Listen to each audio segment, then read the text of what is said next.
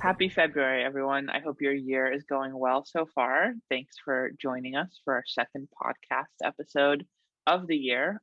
These have been getting a lot more views than we anticipated they would, so we are glad to be here with you again with what I think is a very exciting topic.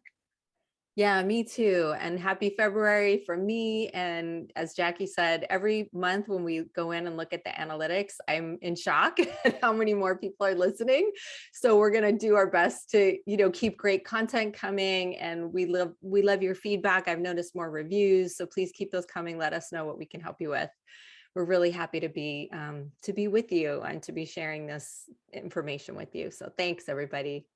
And if you haven't yet, don't forget to follow us on Patreon at patreon.com/transgenderschool. That helps support our work and cover the cost of advertising the different content that we put out and trying to reach as many people as possible, so we can help as many families as possible.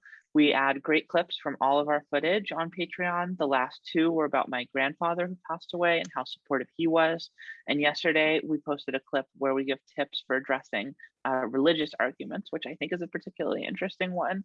You can also rent our Transgender Allyship 101 video for only $10 now, and $5 of that $10 will go to Transforming Family, our support group, which is amazing. So you're giving a donation to them and you're helping us out with a little bit of our costs, and you can rent that. It's a 90-minute video. You can rent it at vimeo.com/on-demand/trans-ally. And you can find us on all social media, of course. So today we are going to talk about sexual orientation. This is a topic that we have gotten a lot of questions about from our membership. And while we have largely been focused on transgender education and transgender issues specific to trans people, I think that this is definitely relevant insofar as people often conflate sexual orientation and gender identity, and because they are part of the same broad umbrella of queerness and the LGBTQ community. And it's important to understand the differences and similarities between experiences among people who are cisgender but queer, people who are transgender but straight, or transgender and bisexual, or gay or lesbian, and all of those different amalgamations of identities.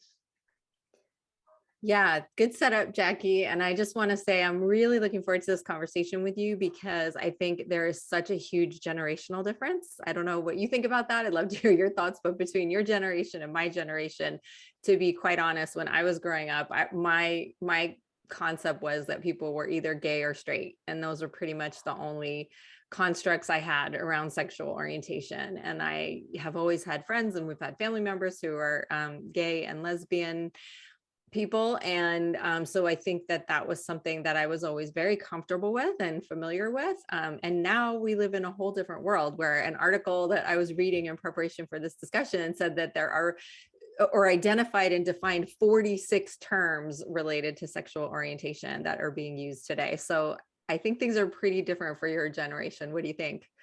Yeah, definitely. I think that my generation really understands how this is about expressing yourself and how you experience sexual orientation, and that's a very subjective thing, and there's going to be a lot of different words that work for a lot of different people. And really the bottom line, which we will get to, and we will describe a lot of these different variations and a lot of these different terms, but really the bottom line is that it's not my job or my responsibility, and I really don't have a right to judge anyone else's sexual orientation. It is up to them to express their sexual orientation and how they want to define it, and it's up to me to respect that and to understand that and to educate myself if I don't understand that. Exactly. And yes, so that's a great, foundation to lay. And I would also want to say that just because someone identifies in a certain way at a particular time, that doesn't mean they always will, right? So this is like ever changing, fluid. Everything that we're sharing is may or may not be true for an individual at any point in their life. So, that it kind of gets into asking about these things. And I think we should kind of have a disclaimer that because we're talking about this and we're comfortable as mother and daughter talking about these things, does not mean that as a parent, you should go to your kid and demand that they, tell you how they identify or anything about their sexual identity or their sexual life. And so we're not in any way suggesting that this, in fact, we want to have this conversation so that maybe we can answer some of the questions that your kids or other people in your life may not be comfortable discussing with you. Okay, so let's look at first a couple of the different aspects of sexual orientation. And in a lot of the reading I did, there was a differentiation between sexual attraction and romantic attraction. And so people can be romantically attracted to a person, and that may or may not include sexual attraction. So for example, one of the terms is asexual, right? And so sometimes it's assumed, I think everybody knows what asexual is, right? That you're, well, let me give you the official definition, right? We'll go to some of the Does definitions. everyone know? Yeah, let's Yeah, right. So the definition that I found, Jackie, you can tell me if this is what you would think of it as. Asexual identity or orientation includes individuals who don't experience sexual attraction to others of any gender.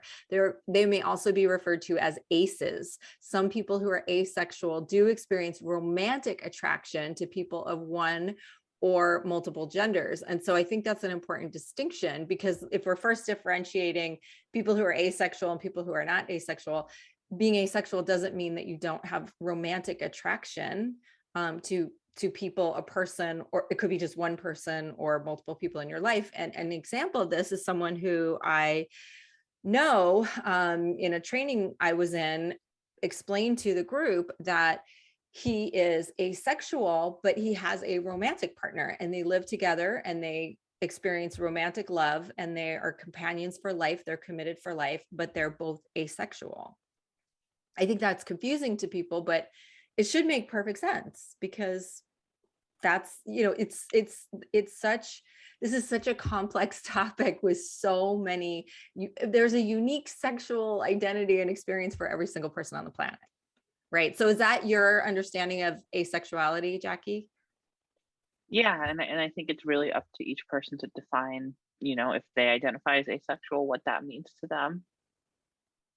Yeah, absolutely. I think also what I want to bring up is that for many parents, there's an assumption that their kids are straight.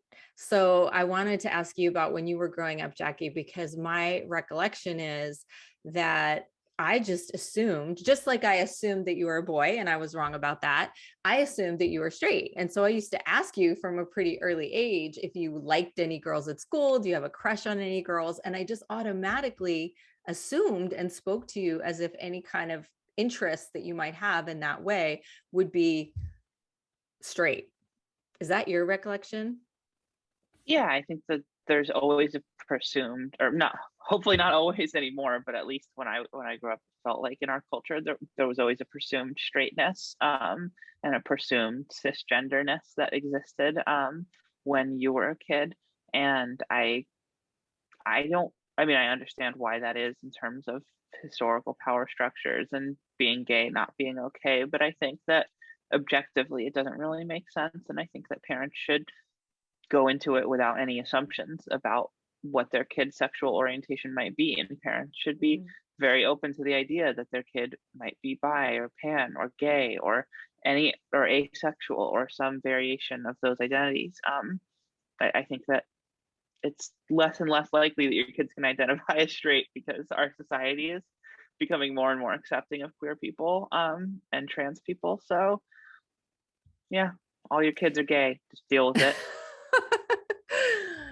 Funny, Jackie. But I agree with you. I mean, I look at, the young people of your generation, and I'm finding that to be more and more true. Not that everybody's gay, but with the younger generations, and all the research is showing this. I don't have the numbers in front of me, but all the numbers that come out from all the polls are that each younger generation, a higher percentage are identifying as somewhere in the LGBTQ spectrum. You've seen that as well. I have seen similar data. I think that is definitely correct. And I think that people always say, or well, conservative people always say, that's the liberal media and people Right. like us going around brainwashing kids. Right. And it is, we're winning. No, but in, Jackie's in a in little all, bit of a sarcastic mood, which is kind of fun. This is the real her. This is what I see. You're getting a taste of um, it. but in all seriousness, I mean, what it really is just that as society becomes more accepting and as information about what it means to be queer becomes more available to more people are going to realize that they are queer. Like I would have come out as trans much earlier in my life if I had had the language and the information to understand that that's what I was feeling and that's what I was experiencing. So I think that's true for a lot of people. And I think that that's exactly what we're trying to do here. We're trying to educate families, but I think we're also putting out hopefully informative information for people who might be queer or might be questioning or might be trans and just figuring that out and trying to navigate what that means for them. Because I know that those online resources were really important for me. And I know that they're really important for a lot of people who are just coming to terms with their identity every day. Yeah, absolutely. And if you are out there and you're listening and you're questioning and you're not sure, just know that there is help, there is support. PFLAG is fantastic. There are lots of online groups, as Jackie mentioned. And whether or not it's safe to talk to people in your family, there are ways that you can reach out to communities, lots of safe communities where you can talk to people. And I know that you did that, Jackie, when you were, kind of figuring out what you were actually going through, and that helped you to get clarity. Yeah. So, just to touch back just a tiny bit on this issue of the assumptions, just like I assumed that you were cisgender, I assumed that you were straight. And so I want to say to parents and to their kids, just because you can't tell, you don't think you can see any signs, doesn't mean it's not something that's visible, right? Like, I know parents also who are kind of like, oh, my kid's probably gay. They think they see the signs, even though the kid hasn't announced it, right? But they may not be. And also parents who are like, oh, I would know if my kid was gay, I would see signs, right? In the stereotypical Yeah. things that we would think of. I mean, I think this is a really important point is that there is no one way to be gay. There's no one way to be bi. There's no one way to be asexual. Like people make all these assumptions about, oh, my kid who I think is male is presenting in a more feminine way, therefore they must be gay. Like Right. plenty of straight men who are just a little bit more feminine. Like everyone is different. Everyone presents differently. And that Right. doesn't necessarily, and there's plenty of gay people who are very not, plenty of gay men who are very not feminine in any way. So it's very subjective, and you can't assume that just because your child has some trait that means they're a certain sexual orientation. And I think you have to, especially for parents and for anyone who has a queer person in your life, which is probably everyone, I would say you have to be accepting of fluidity of identities. You have to understand that people explore their identities over time, and they may redefine their identities as they have new experiences and realize new things about themselves, and that's all okay. And you can't hold someone to some past identity and say, well, you said you weren't queer then, but you are queer now, or it's very subjective and it's very fluid. Exactly. And that is true throughout the lifespan because I'm seeing more and more women my age, for instance, leaving their heterosexual marriage, their opposite sex marriage, and enter a same-sex relationship. And a very visible public example of this is Glennon Doyle and Amy Wambach. If you're not following them, please follow.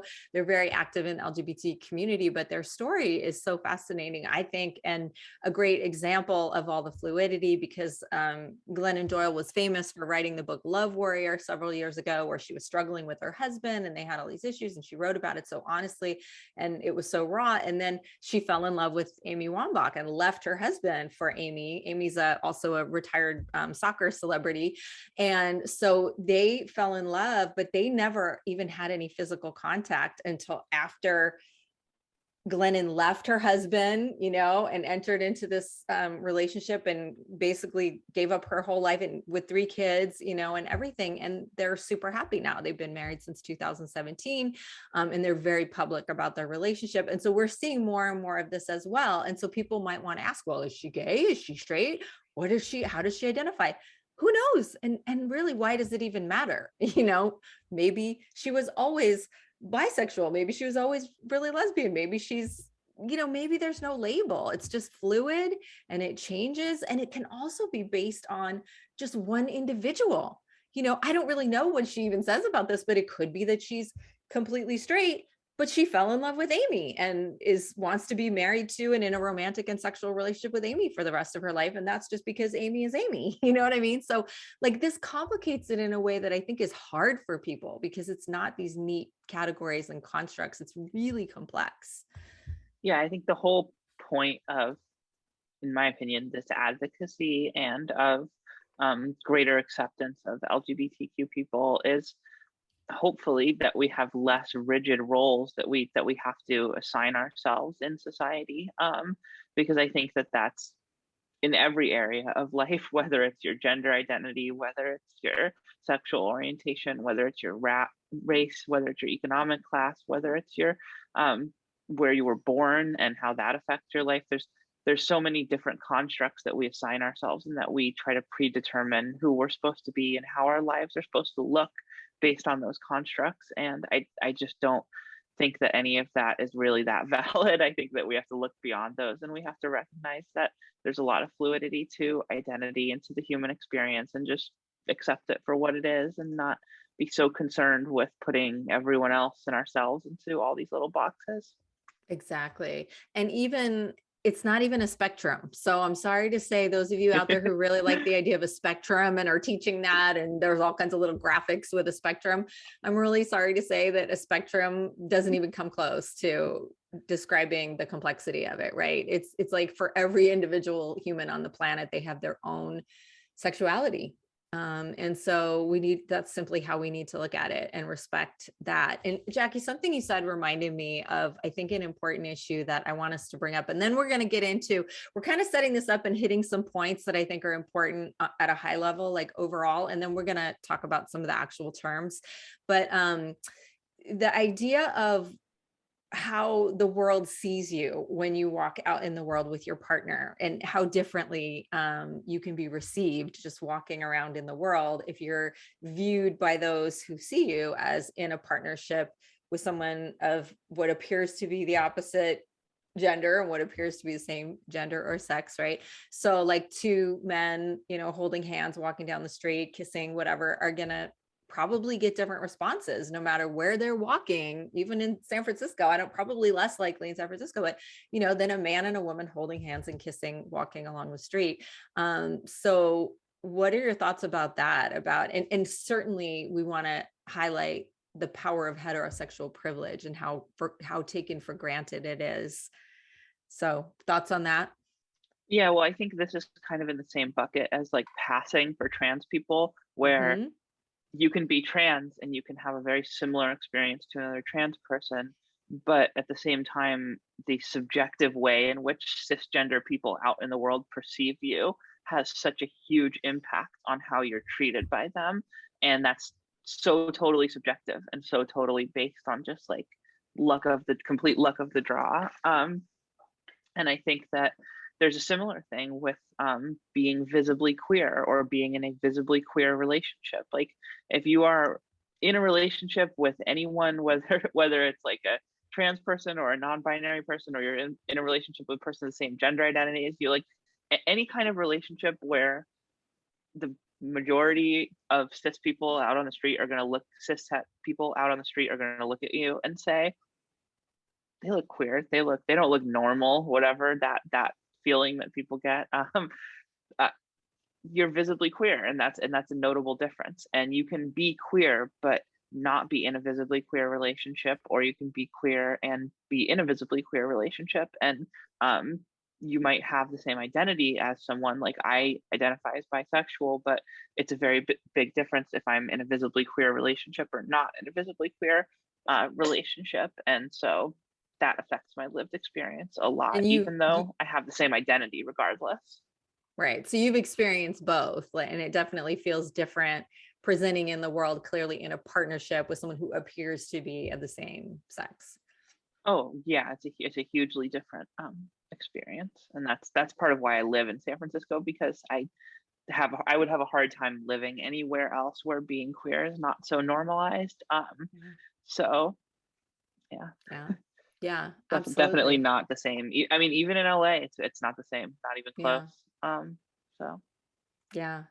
Yeah. And so we think about people in other parts of the country where it must be terrifying to come out, and probably less likely for young people to come out and to feel safe to come out.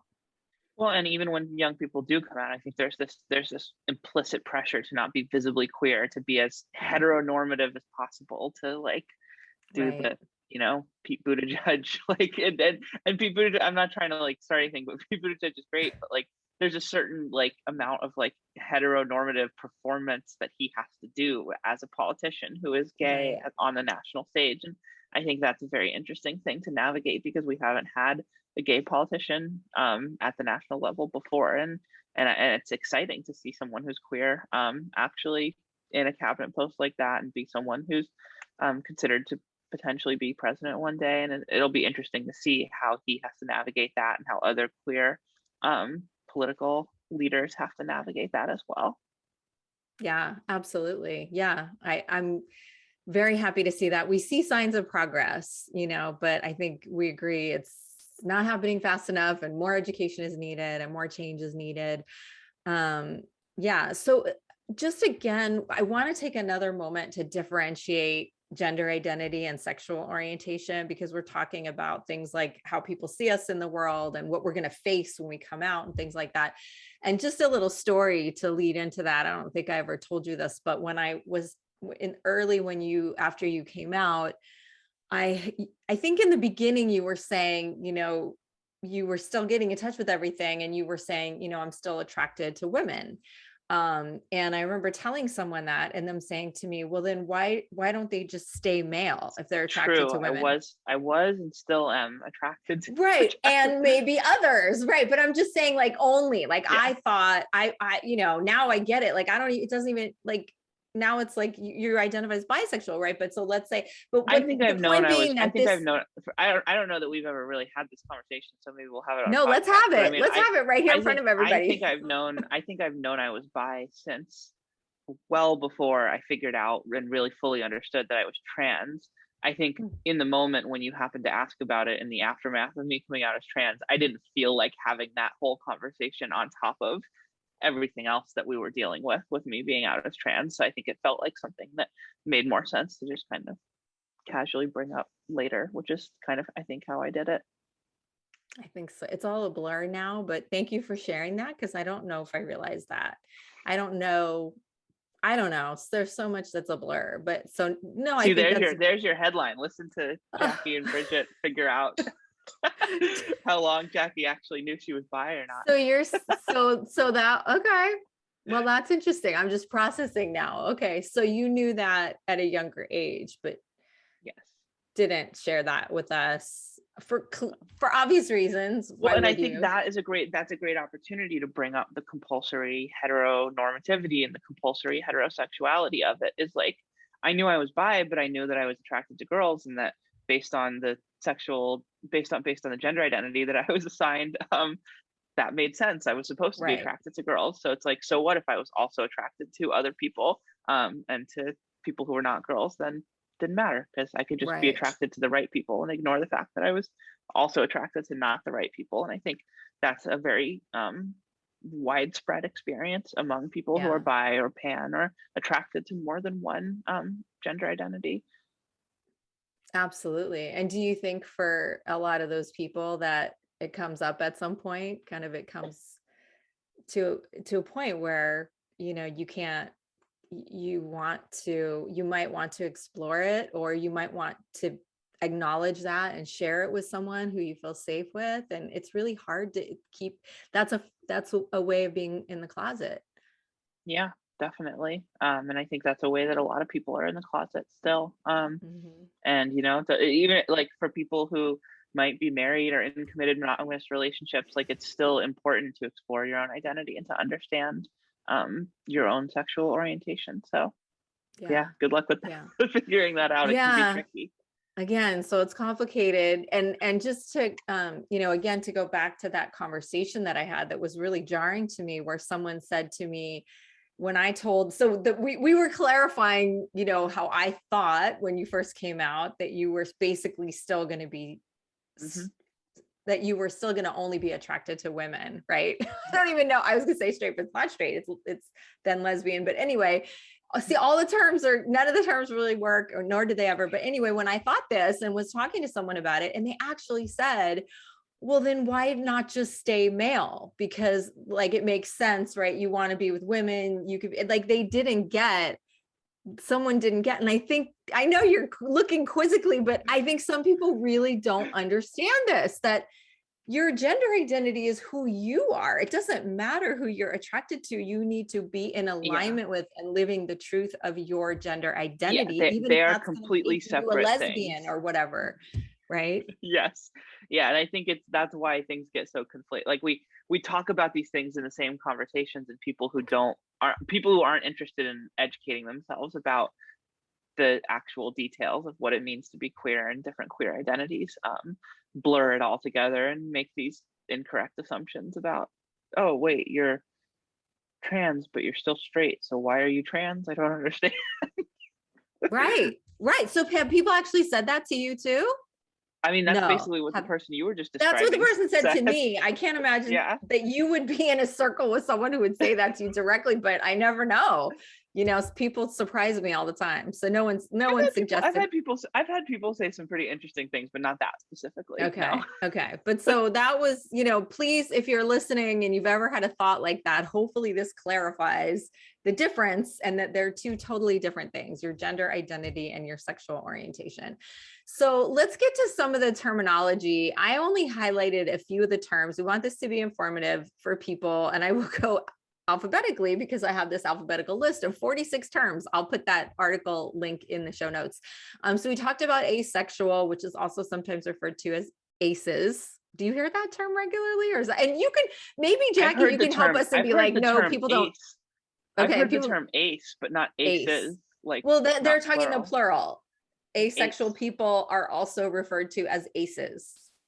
Yeah, yes, I've heard that. Yeah. Okay. So like, tell me if any of these terms is not in common usage and you're like, Mom, I mean, no, I'm don't not be the saying judge. that. I'm not No, just out from there in the world enough to yes, know what people, we are saying not what. speaking for everyone, but as someone who's 53, to have access to someone who's 24 and can say, yes, I will give my individual perspective and mine alone. That's all we ever do, right, Jackie? And people are still listening and watching. I know. I just don't want to make judgments like, is that a term that people use? Because but your take on it, I might not use it. Your take on it is important. So there's also aromantic, which is defined as a romantic orientation that describes people who experience little or no romantic attraction regardless of sex or gender. So we, really important to distinguish. There's big difference between romantic attraction and sexual attraction, and they may come together and they may not. And so the next term alphabetically is, and we're not going to go through like the whole alphabet, but just a few terms here. Bisexual. So you said you do identify as bisexual. There's also, well, I'll define it, and then I want to compare it to pansexual and see what you think about that. But I think it goes to your point that everybody gets to choose for themselves, right? But based on this definition of bisexual, it seems like it's the same as pansexual. So a sexual orientation that describes people who experience sexual, romantic, or emotional attractions to people of more than one gender. Also referred to as bi, typically includes individuals who are attracted to a variety of people with genders that are similar to and different than their own. Yep, that is how I experience it. So you wouldn't identify as pansexual, you feel bisexual is more accurate for you? Yeah, I mean, I think that if someone identifies as pansexual, that's what works for them. I identify as bisexual. I think there's a lot of nuance that it's up to each person to kind of figure out which term feels right for them. So right. Well, I'll go down to the definition for pansexual, since I am kind of asking how we would compare and contrast them. And it says, for pansexual, a term that describes individuals who can experience sexual, romantic, or emotional attraction to any person, regardless of that person's gender, sex, or sexuality.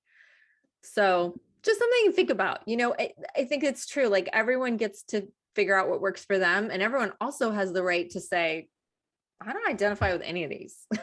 Don't label me.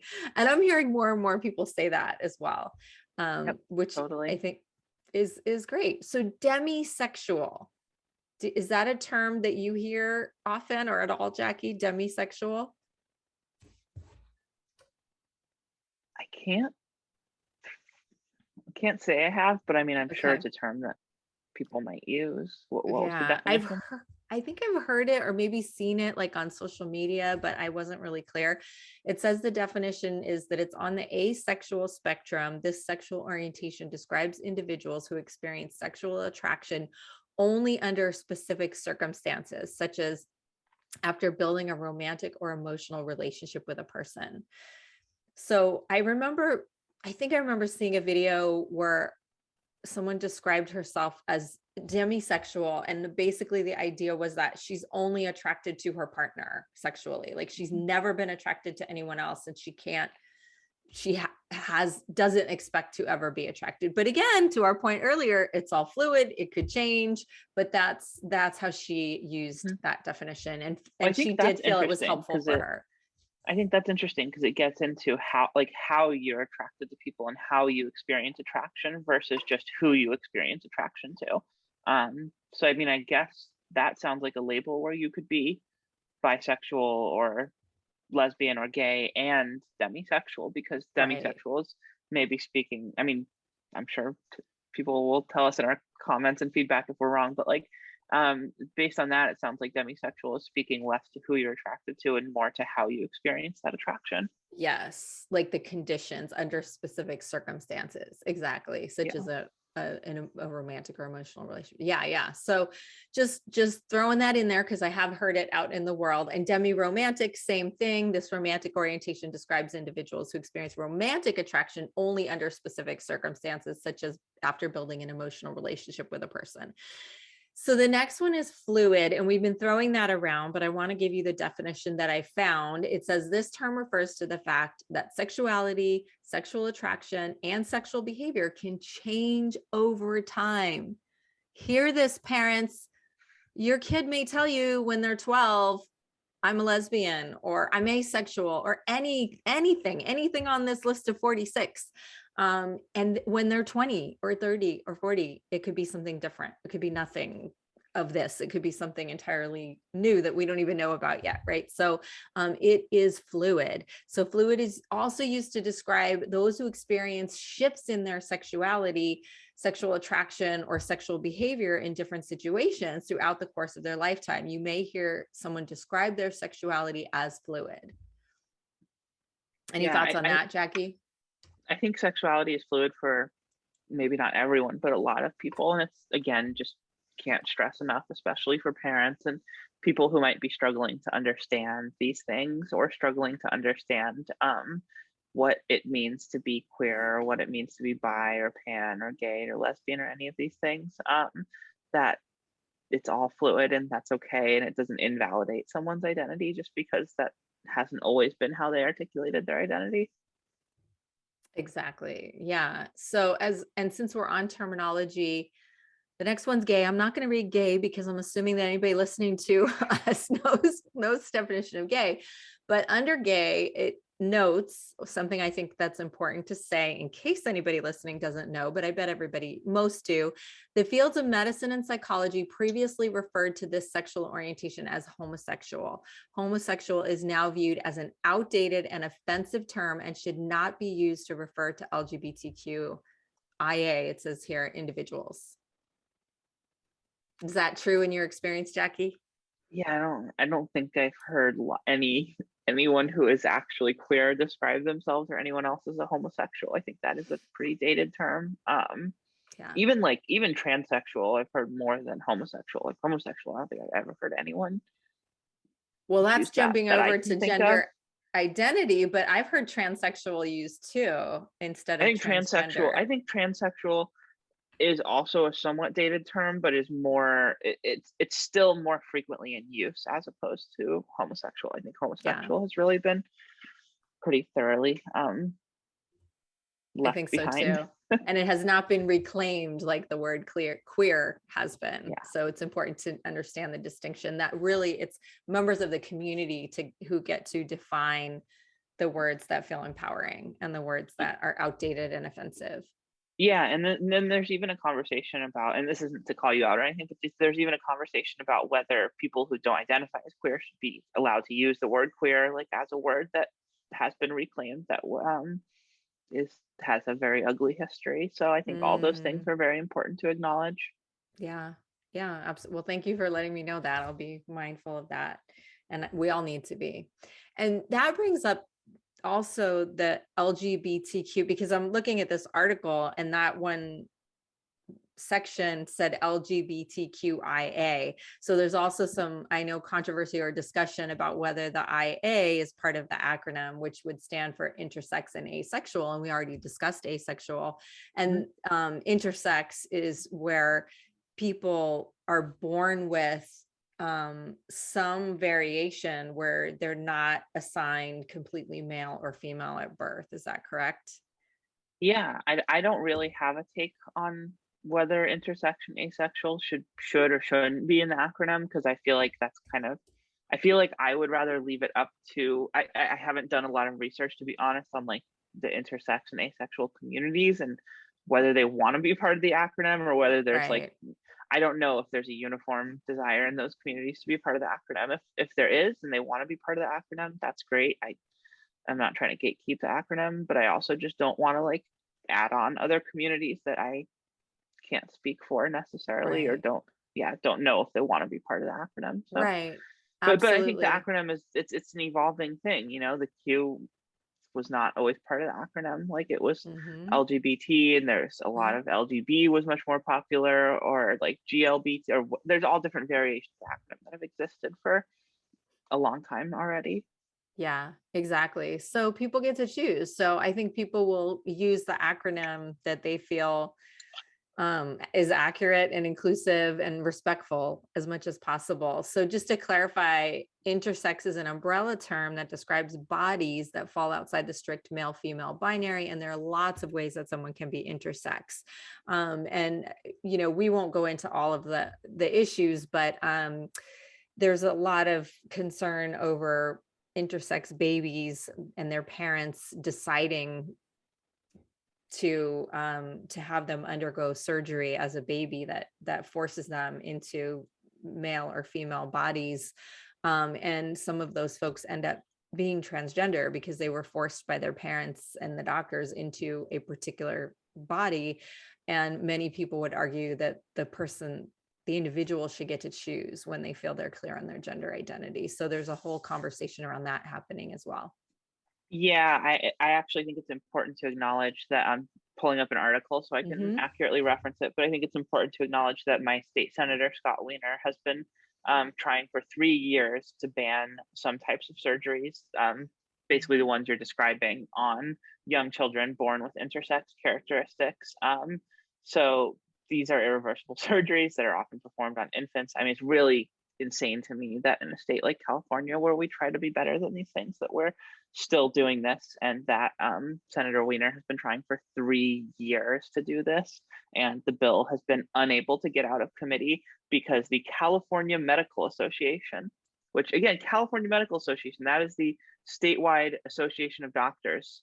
So let's do better, doctors. Let's change that. Let's stop killing this bill to prevent irreversible surgeries on minors.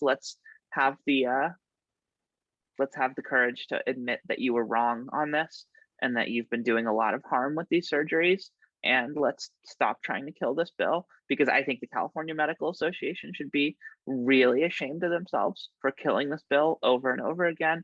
And I think any political candidate who is accepting the endorsement of the California Medical Association should be really ashamed of themselves, because that's basically telling me that you don't support intersex kids.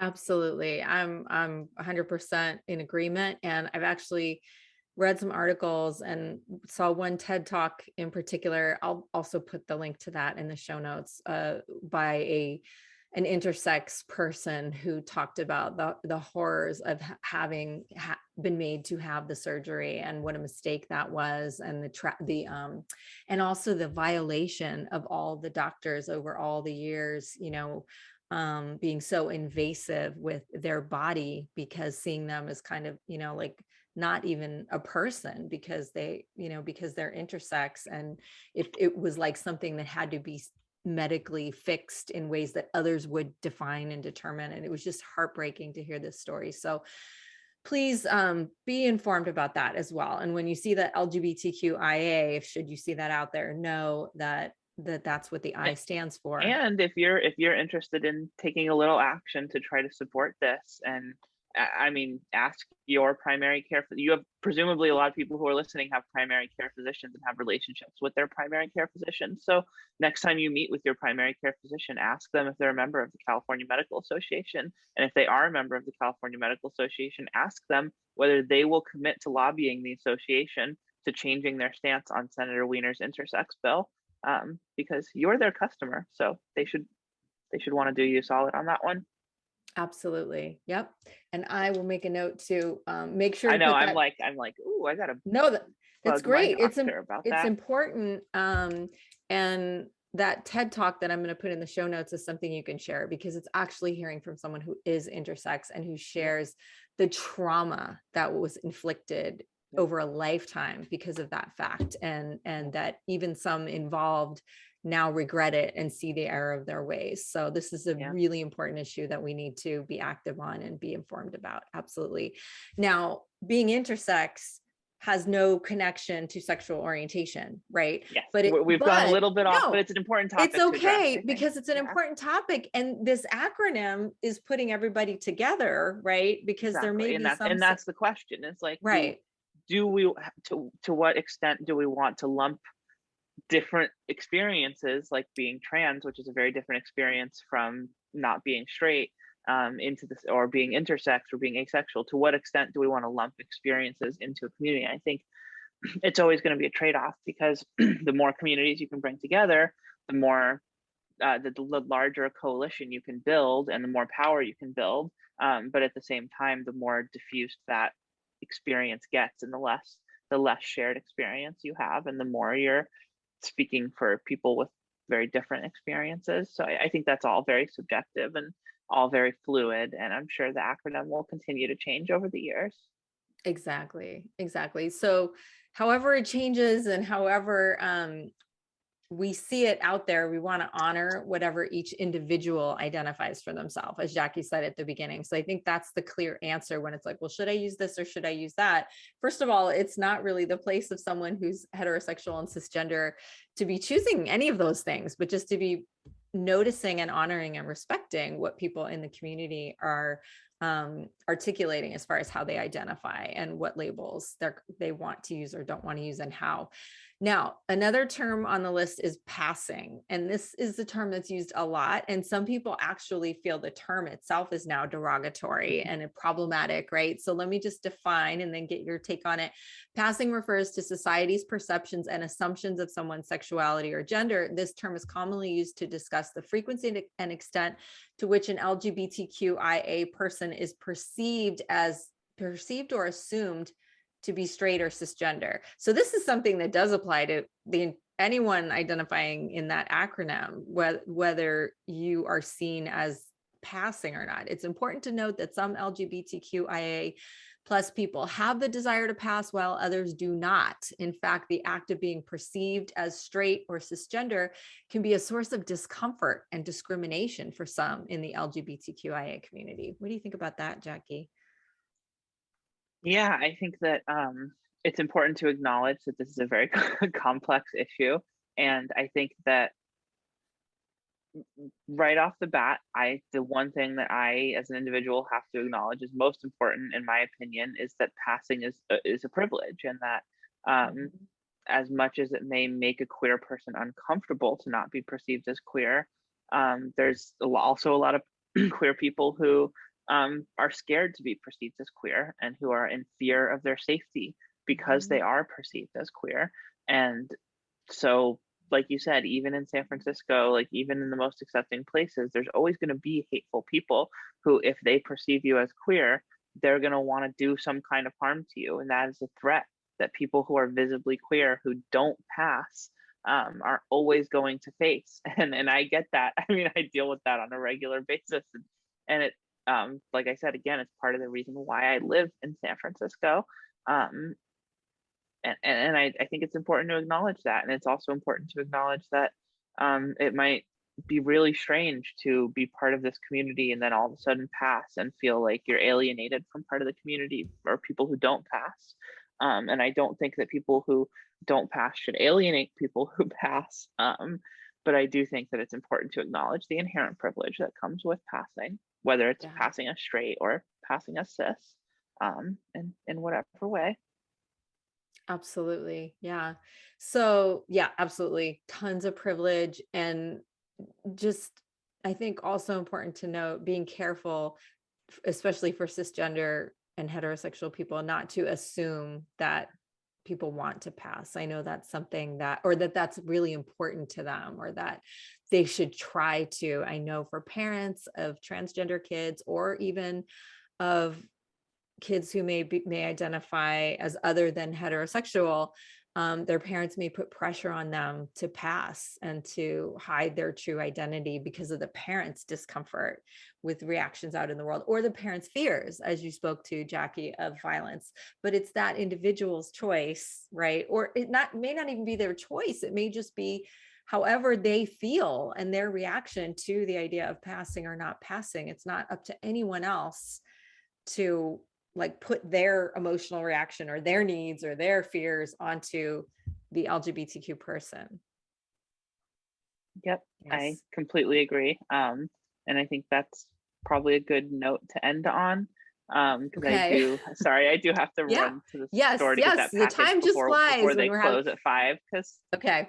We got most of the definitions. Actually, we got all the definitions I had that I was going to go through. I wasn't going to go through all 46. So I appreciate the conversation. I think there's a lot more to it, but hopefully for our listeners and our viewers, we clarified the overall complexity and fluidity, and encourage you to study this a lot more, not to make any assumptions, be very careful in conversations, and just respect each person's identity, whatever it may be. And if they choose not to use any of these labels to identify, respect that as well, and be comfortable, learn to be comfortable with and appreciative of the diversity and complexity of our sexual identities as well as our gender identities. Yep. And thanks so much for listening, everyone. I think this was an important topic to address, and I hope that this was helpful. Thanks, everybody. See you next time.